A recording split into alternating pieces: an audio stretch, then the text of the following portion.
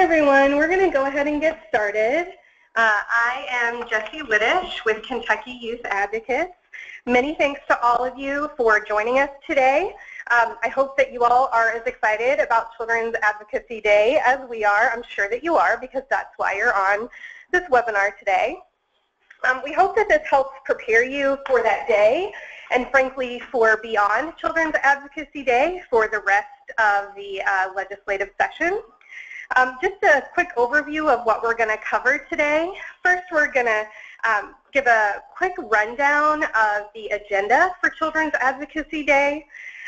We're going to talk a little bit about the Advocates Checklist for before, during, and after Children's Advocacy Day, and then give you an overview of the policy priorities that are legislative items, the Blueprint for Kentucky's Children policy priorities that are legislative. If you have any questions, you can ask questions via the chat feature in GoToMeeting. Go ahead and send questions as you have them. We're not going to address questions until the end, but please feel free to send those in and we'll go back through the list. So first, we just want to kind of talk a little bit about why advocacy and why Children's Advocacy Day. And someone who many of you know who can really speak to the power of advocacy is Kentucky Youth Advocates Executive Director Terry Brooks. So Terry, you want to? Hey, thanks Jessie, and I just echo Jessie's appreciation for all of you who are joining this live. We also are really excited. You know, there's a number of other groups, especially some young people, who will be visiting this webinar in its taped version. So we're just really happy to have all of you here. And I want to be really quick because the meat of the call is really going to be done by other folks.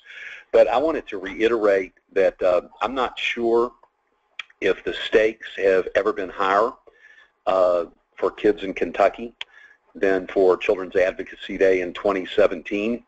And the reason those stakes are so high is the opportunities at hand are so good. You're going to hear from folks today to talk about that we really sense strong leadership, both Senate and House leaders as well as the administration. We sense if there's any arena in Kentucky that still has some bipartisan spirit, it's around kids. So we're looking at the 2017 session as a real chance to win. And typically, we just are so happy when folks show up for Children's Advocacy Day, and we certainly will appreciate all of you who show up. But I want to encourage you to show up and bring two other things with you. I want to encourage you to show up and bring knowledge, and show up and bring a plan for your personal presence. The knowledge part, we hope that this webinar, as well as other materials that you can access at the Blueprint website, simply gives you the information you need to talk about why you're in Frankfort. We all need to be able to answer the question about what is the Blueprint for Kentucky's Children. And if, for instance, there are a couple issues that resonate with you, we want to make sure that you're fully equipped to talk to that legislator or that administration official about that issue. So I can't underscore the importance of being prepared when you show up in Frankfort. The other thing that I would strongly encourage you to do is to come to Frankfort that day with a plan. We want Children's Advocacy Day to be meaningful to those folks who do show up. And I think our experience has been that you got to kind of think through your day before that day. We know that when we have 1,000 folks invade Frankfort on behalf of kids, that's a wonderful thing. But hallways are going to be crowded. Lobbies in the various legislative offices are going to be crowded. And part of today's call is going to talk about the myriad of ways that you can bring a plan. That might be becoming a real champion for kids on social media, or it may be being a significant presence at committee meetings, or maybe it's setting up those legislative appointments with your state senator and state representative. But again, what we don't want you to do is simply show up on Children's Advocacy Day, come to the rally, and then wonder how you spend the rest of the day. The other thing that I would just reiterate with you is we at KYA really take it seriously that we want to honor your partnership. If after this webinar you still have questions, need support, or need our technical assistance in framing that day, we want you to let us know. We really see you as a group of key voices to move the needle for kids. So again, thanks for being on the webinar. Thanks for making plans to be at CAD. And even more than that, thanks for making sure that February 9th is a difference maker for Kentucky's kids. So Jesse, back to you. Thanks, Terry. So we're going to start, like Terry said, you need to have the knowledge, you need to have the plan. We're going to start with the piece that hopefully helps you put together that plan. So the first thing that you may be asking is, what the heck is going on during Children's Advocacy Day? So just a quick overview of what the kind of agenda or timeline is. It's a really full day for advocates. I know some folks are going to be there all day, some folks are just coming for part of the day, but no matter how long you're able to be there, Kentucky's kids appreciate it. So registration begins at 9 in the Capitol mezzanine. There will be greeters when you come in the Capitol to kind of direct you where to go if you've never been there. That you'll go to registration and get a packet of materials with information about Children's Advocacy Day and blueprint policy priorities, fact sheets, room numbers, all of that stuff. The rally will start at 10. Just know that there's really limited seating, so if you are coming, and particularly if you are bringing a group, if you could just spread the word. Those seats are generally reserved for folks who absolutely need a chair. So just be prepared to stand and also be prepared to cheer, because we want it to get a little rowdy in the good way on behalf of kids. The rally will wrap up around 10:45, and at that point you've got choices. First, you could attend a committee meeting. House Health and Family Services is having a special committee that day at 11. Senate Education Committee is meeting at 11:30. This could be when you're meeting with your legislator. Hopefully you've already set up that meeting between maybe after this call and before Children's Advocacy Day. You take the time to call your representative's office, but you'll know the timing on that. And then at 12:30 we'll have a blueprint policy information session that if you want to learn more about the policy items, you'll have the chance to speak to some blueprint partners who are experts on those items. You can come for the whole session or just come for part of it, but it's really good if you're interested in a particular issue and want to ask specifics. At 2 o'clock, the House and Senate go into their chambers, so we want to give them one last hurrah as they go in there. So we'll line up at the stairs at 1:45, just so right before they go in, they know to prioritize kids. And you can try to obtain gallery passes to watch the House and Senate in session. Those passes are limited, but you can get those from the clerk's offices that day, and all of that information is in the registration packet that you'll get when you arrive. I just wanted to take a second to say a quick thank you to all of the Children's Advocacy Day sponsors, including many of you watching this webinar, because you are the folks who make this day possible for the hundreds of advocates who attend. So many thanks to all of you. And just a few tips and reminders. First, get there early. There is a parking garage, but there is a little bit of a walk to get to the door of the Capitol, and there will be a line because they check IDs, search bags, you have to sign in. So it's a little bit slow going getting in the door. So be sure you bring that photo ID also. Make sure that you charge your phone.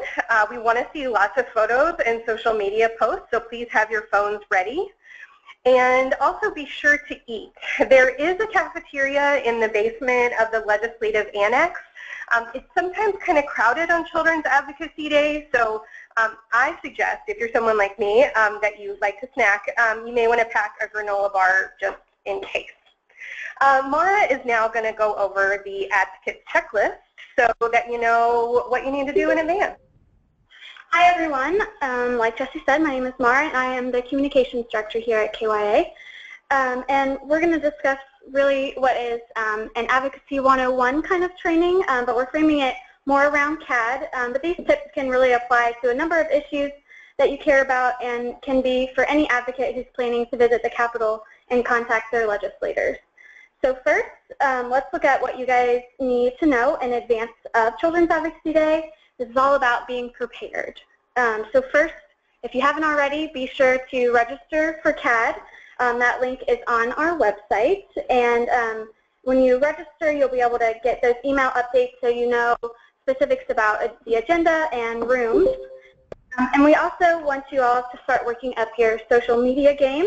So post updates from, we'll be posting updates through our KYA channels about bills throughout the session. So if you're on Twitter and you know how to search these hashtags, use the search function, you'll be able to follow along with the CAD hashtag on Children's Advocacy Day, any movement on blueprint bills with the blueprint KY hashtag, and anything going on in session with the KYGA17 hashtag. And of course, we want you all to know about all of the policies. So you can visit the Blueprint site for fact sheets about all of the legislative and administrative priorities.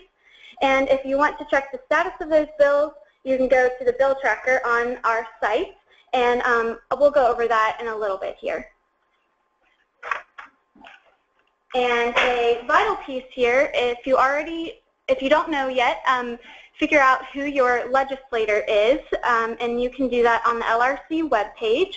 The link is right there, and you can figure out who your legislator is, what committees they serve on, their contact information, and all of that. So this is when you go to the LRC website and you click on Find Your Legislator, you can type in your address, and once you type it in, you'll have to click again. It's a little bit tricky, but you have to click again next to your on the map next to your address, and it'll pop up with your legislators' pictures, and you'll be able to go to their bio pages so you can find their contact information, whether or not they're on any committees or in leadership, and that's helpful information to know when you're meeting with them. All right, so you know who your legislators are. Now the next step is reaching out to them to schedule a meeting with them on CAD or throughout the session. And we recommend the earlier the better is on scheduling. They're busy and it can be hard to get an appointment, especially on the one day that everyone is there.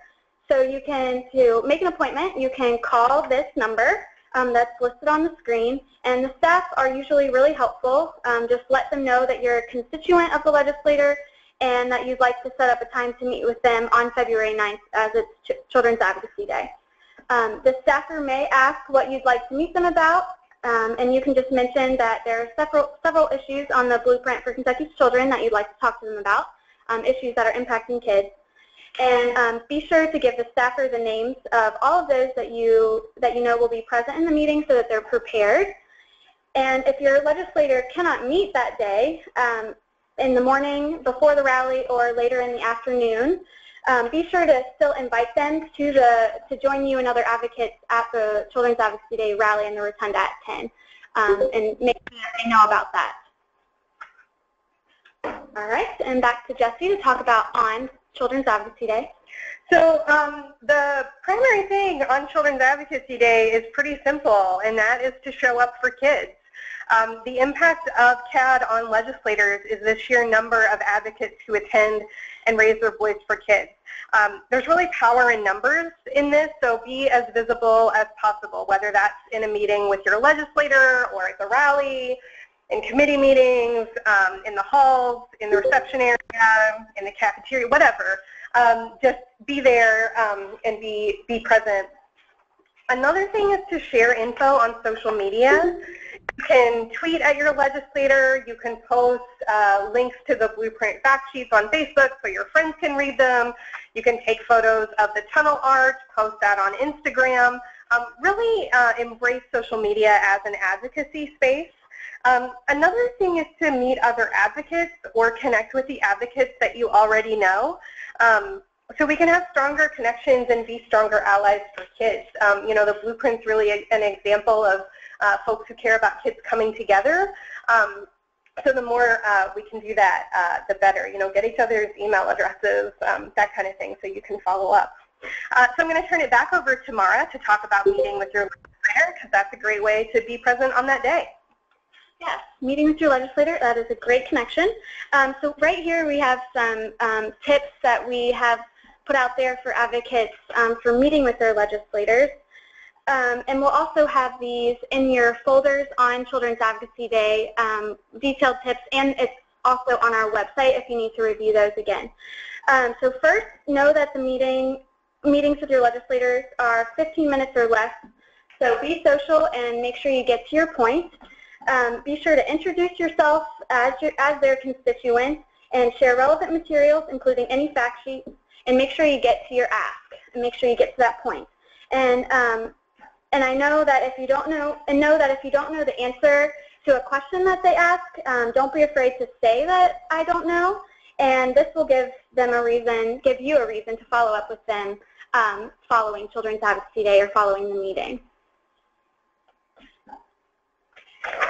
Okay, and then of course there is a lot of session left after CAD, and we've listed out some things for advocates to do following Children's Advocacy Day and throughout the session. So that first one is to follow up with your legislators if you did meet with them. Handwritten thank you notes are best, and you can always drop them an email too or a call.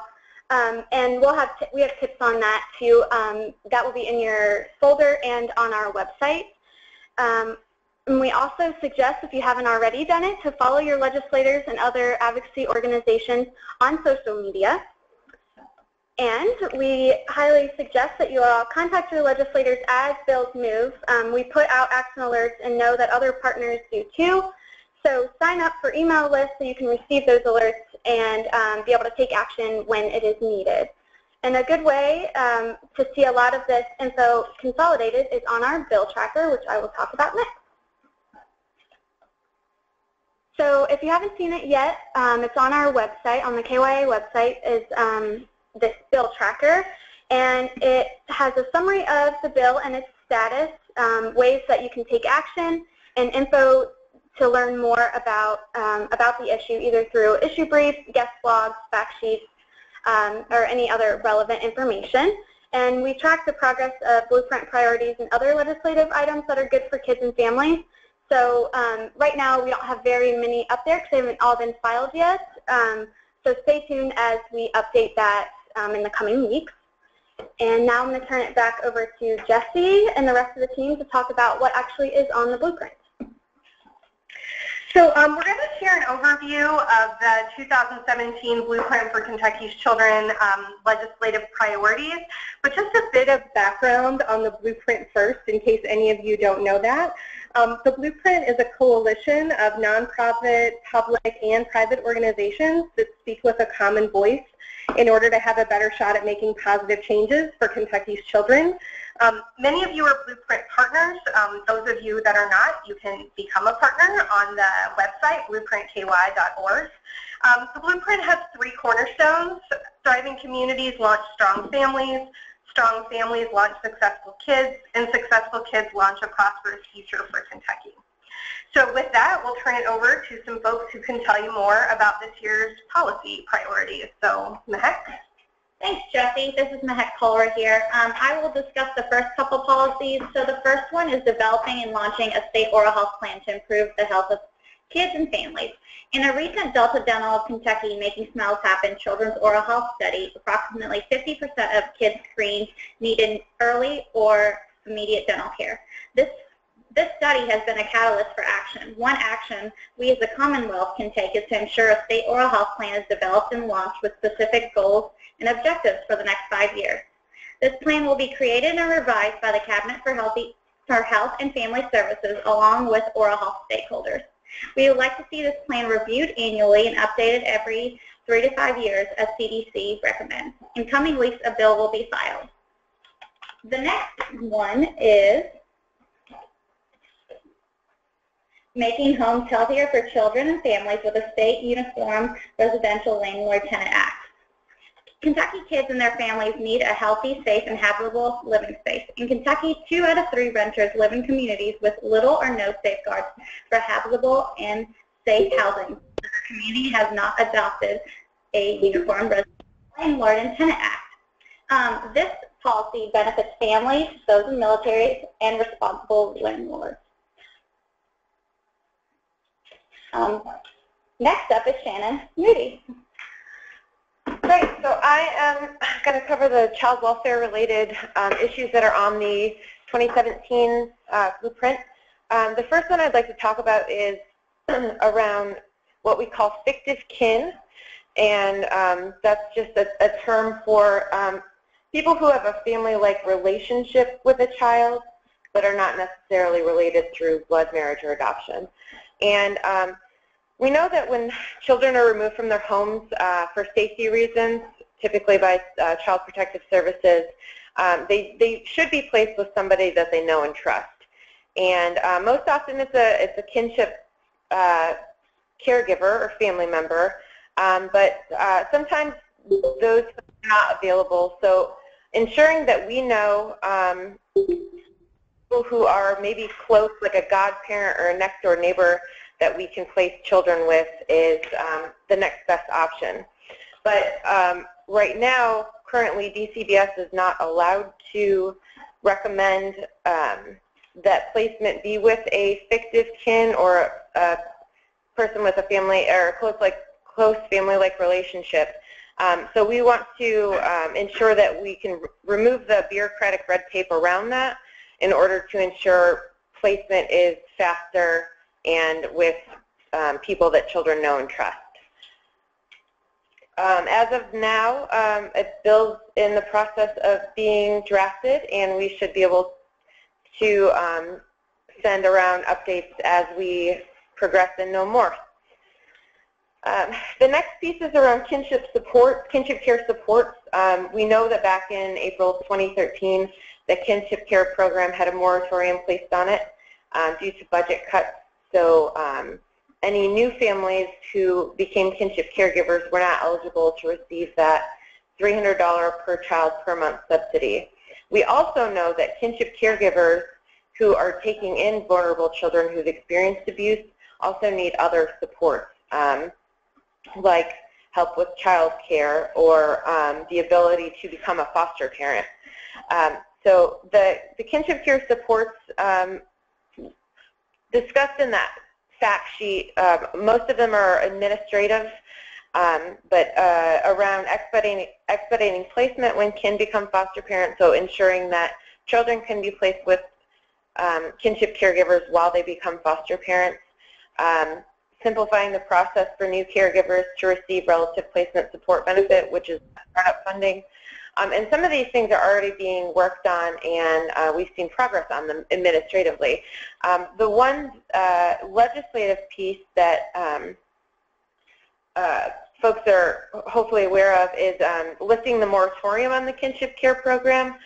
We'd like for that program to be reopened so that kinship caregivers do have access to that, those supports in order to raise children successfully. And currently there is a Senate Bill 29, which covers pieces of this kinship care supports package, and the purpose of that is to permanently establish a kinship care program in Kentucky. So you'll see Senate Bill 29 is on the bill tracker, and you can follow that as it moves along. And then next up, I believe Tara is going to talk to folks about the remaining policies. Oh, sorry. Never mind. We are going to cover background checks. Sorry, I forgot that last one there. The background checks bill, which is maybe familiar to folks who followed the blueprint last year, we this year have broadened it a bit, so we're looking at a couple of different areas, environments where children spend time. That's around public schools, youth camps, and for kids who are in child care, but within their own home, so privately arranged child care. And what we're looking to do is to ensure that schools have the ability to know whether or not a potential employee has been found to have been substantiated around child abuse and neglect. So schools being able to know whether or not somebody is on that red has been substantiated is important as they make decisions around hiring, so that we can ensure that the kids in schools are safe from abuse and neglect. We would also like to see staff and volunteers at youth camps have background checks. That means both criminal background checks and the child abuse and neglect registry checks run before gaining employment to ensure that children in those youth camps are kept safe while they are away from caregivers.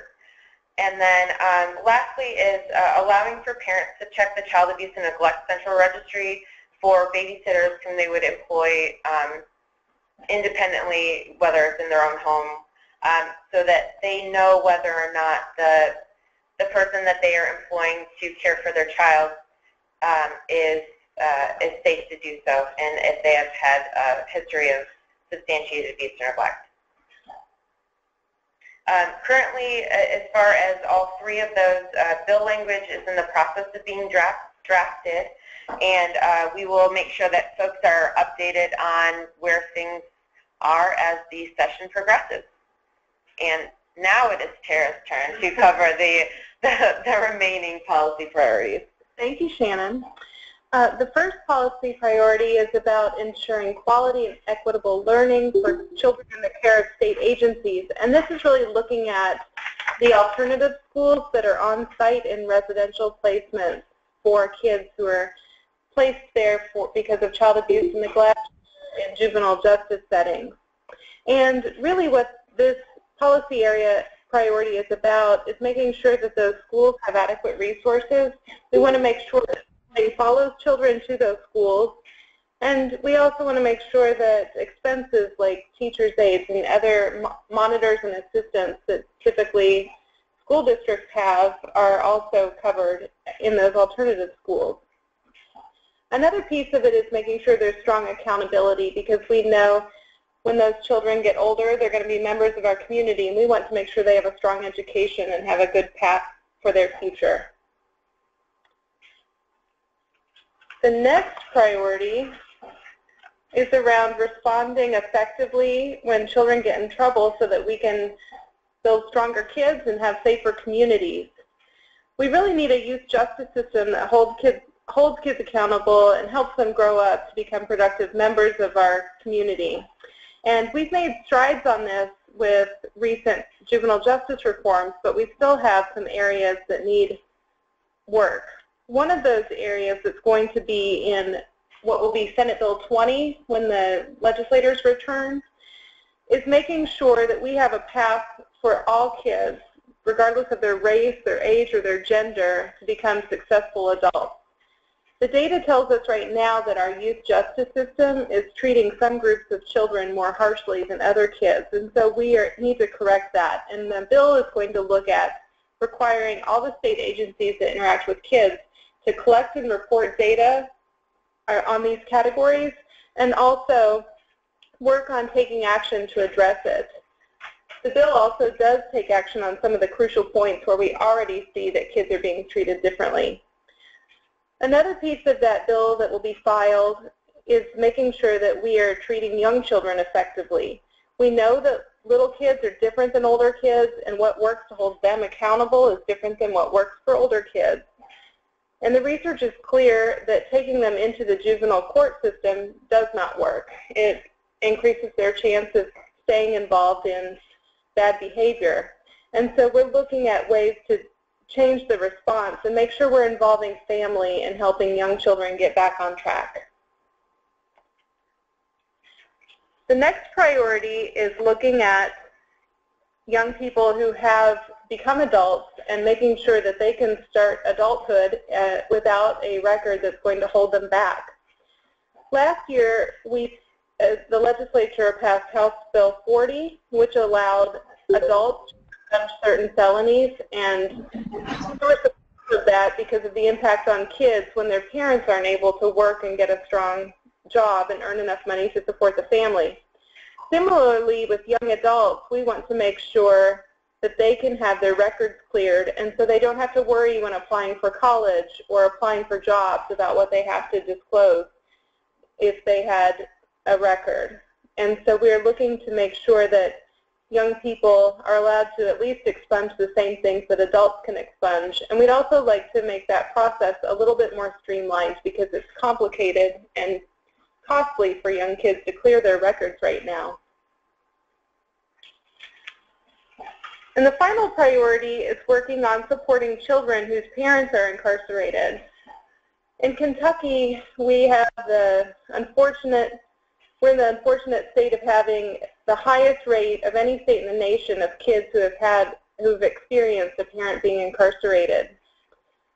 So in the context of broader criminal justice reform, we are looking at ways where we can make sure that parents aren't locked up when there isn't a serious threat of public safety.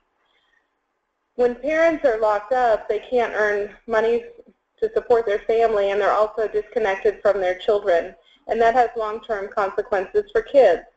So we're looking at ways that maintain public safety, but also make sure we're not locking adults up when we don't need to maintain that safety. So with that, I'm going to turn it back over to Jessie. Thanks, Heck, Shannon, and Tara. We'd like to open it up to questions. We have a few that folks have already submitted via the chat, and we're going to answer those. But as we do that, if you have more questions about Children's Advocacy Day or the policies or how to prepare for that, feel free to type those in the chat feature. So the first one that we saw, Corbin, I think you asked this, if the youth need to bring an ID, and that is a really great question. Harper tells me no, we don't think that they need them, but if they have one, they should bring it. Yeah, like if they're 16 and over, they should probably have an ID, is that right? So go ahead and have them bring that. They may not be asked for it though, but just in case, they should have that. The second question we saw was if you've been trying to reach your legislator to make an appointment, but they are not returning your call. I'm going to ask Tara to field that, who might have some suggestions around how to make that productive. Sure. So one idea or one recommendation is just to try back every couple of days. Because the legislators aren't in session right now, they may not be in contact as frequently with their office staff. They also have been through a lot of just physically moving offices, and so things may have been a little bit complicated for getting messages. But the other thing is, if you continue to try and reach out and you're not having success, you can certainly try just dropping in that day, and they may be able to see you.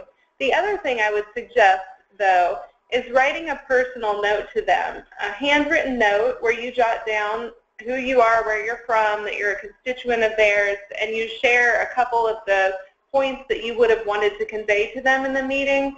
It's a really good way to get their attention. And you can even leave your email or phone number if they have time to reach out to you and ask any further questions. But at least leaving a personal note can make sure that your message gets conveyed. All right, thanks, Tara. Another Tara has a question, saying that this will be your first time attending Children's Advocacy Day. So great, thanks for coming for the first time. Hopefully not your last time. But where can you find more information on the policies that you need to discuss? So we have, I'm going to type it in right now, the Blueprint website, which will show on the last slide, and then also in the follow-up email after this. BlueprintKY.org has all of fact sheets for all of these policy items, along with some of the administrative items that the Blueprint is advocating for. There's fact sheets on those as well. And all of the fact sheets will be in your registration packet at Children's Advocacy Day, so you will actually have printed copies when you get there. so that you can, if you want to hand some of that to the legislator when you meet with them, or include parts of that in a note to legislator or whatever. Any other questions? So Judy, when we talk to our legislators, should we focus on the blueprint as a whole or on specific items that already have bills? Tara, do you want to field that as well?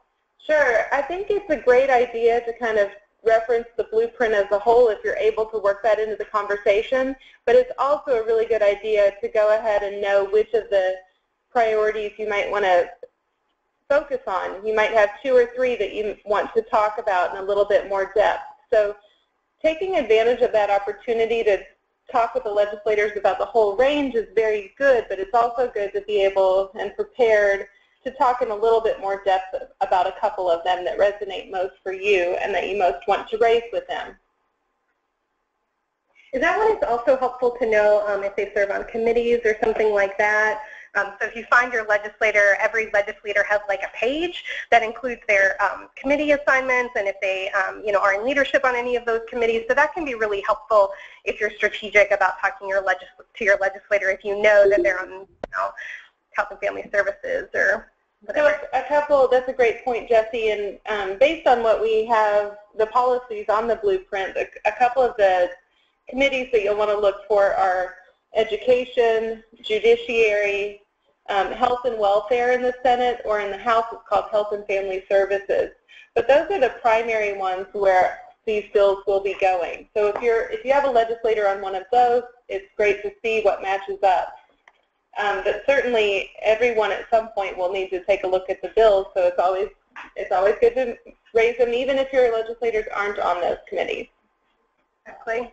And just another thing, just to point out to you all, we will on the day of Children's Advocacy Day have a resource table, and at that table you can find throughout the day, if you have questions, there will be some Kentucky Youth Advocate staff there to answer those questions. There will also be additional copies of fact sheets. And during that blueprint policy information session that's happening at 12:30 on Children's Advocacy Day, you can learn more. And that may not, if you've already had your meeting with your legislator that day, that's okay, because we know that they're still going to be meeting for another 20-ish days after CAT. So if you want to learn about some specific items, that's a good opportunity to ask questions about those as well. And we'll put out action alerts as the session goes on. Any other questions? Thank you to all of the youth who are shouting out on here. We're really excited to have groups of youth on the call. So thank you to all of you who are taking time out of your day to attend. So if you all have any other questions, you're welcome to reach out anytime. Again, about policies, about Children's Advocacy Day, about advocacy in general. If you're like, I want to talk to my legislator, but I don't know what to do, feel free to, you can email me or anyone here, and we will try and connect you with that answer. So here's just a few links that are helpful. As we said before, you can learn about all these policies, follow their progress on blueprintky.org and kyyouth.org. If you sign up for the KYA listserv, you'll receive action alerts. So if something is moving and you need to, call your senator or something like that, you'll get a notice about that. Be sure to follow KYA on social media and follow the hashtags on social media. The KYGA17 is really good because everybody who is at the Capitol, including legislators and media and all that, are using that hashtag, so that can be interesting to follow. And just a reminder about a couple more webinars that you may be interested in. We have a Social Media 101 webinar next Thursday at the same time. So it's a super basic, if your organization, you're just kind of learning about social media, that might be for you. We'll also have a webinar coming up on how to use the Kids Count Data Center. If you don't know what that is, the Data Center has about 100 indicators or pieces of data at the county or school district level that advocates can use. So it's a really powerful tool, and you can do a lot of things with that, and if you want to learn more, that will be Thursday, February 16th at 2 o'clock. And we will send out the links to those webinars in the follow-up email to this webinar, so you'll have links to all of that. And with that, I think that concludes our webinar today. And we, again, thank you so much for taking the time out to learn about advocacy today, and thanks to all of you who are going to be at the Capitol on February 9th, and we look forward to seeing you then.